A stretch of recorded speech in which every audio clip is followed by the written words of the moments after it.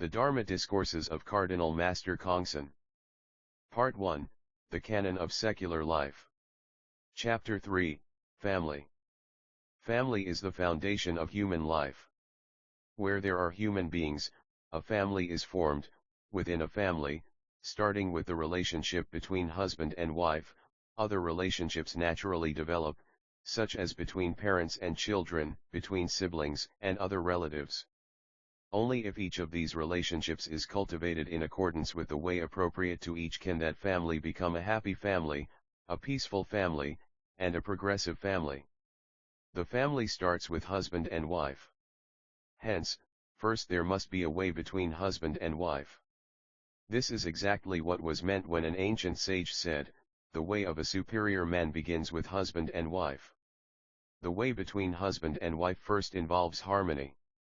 Husband and wife must love and respect each other, forgive each other's faults, and, by mutually supporting each other's endeavors, they will become earnest friends and companions till the end.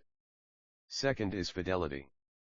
Husband and wife must both have the highest regard for their faithfulness, avoid such unwholesome conduct as debauchery, and, unless it is one of the most heinous of crimes, they must generously forgive each other's faults and, until the end, together accept both happiness and suffering.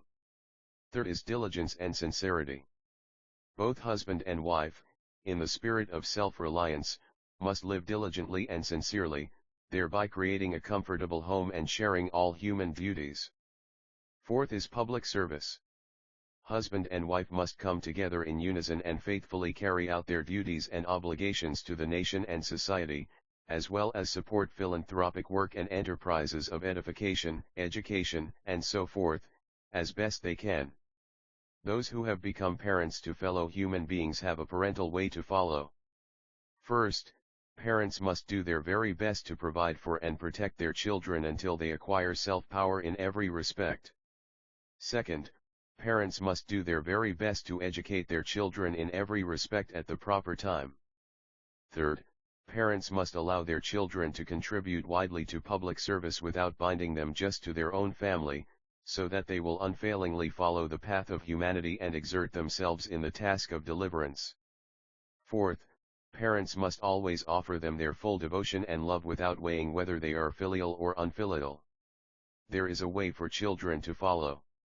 By practicing each and every detail described in the items listed in the section The Principle of Gratitude to Parents in the Principal Book of One Buddhism, your filiality will become truly outstanding. However, if in order to appease your parents' minds, you obey their unreasonable demands, then that is compromising a greater filiality for a lesser one. If in order to nurture your parents, you neglect to perform great activities on behalf of the public at large, that too is compromising a greater filiality for a lesser one. If your parents suffer from senility and are benighted about what is most important, then with calm energy and gentle words try to keep on admonishing them until they have changed their minds.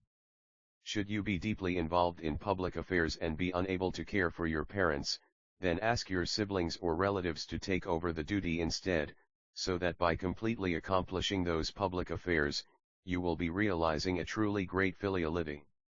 Also, even if your parents might show little love or affection, do not complain or become resentful but just fulfill your duties as children. Siblings receive the same vital force from the parents as they are born and raised, hence it is the natural order of heavenly laws that the elder sibling ought to love the younger and the younger ought to respect the elder.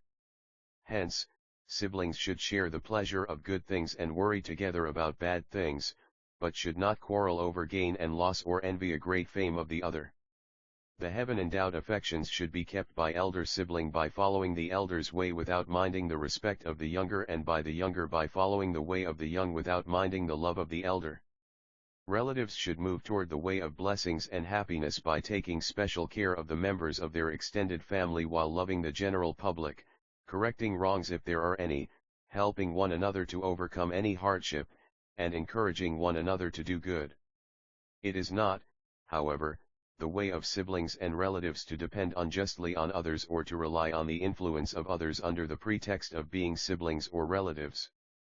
Eternal harmony can only be enjoyed by siblings and relatives if one renders favors to siblings and relatives without seeking favors from them.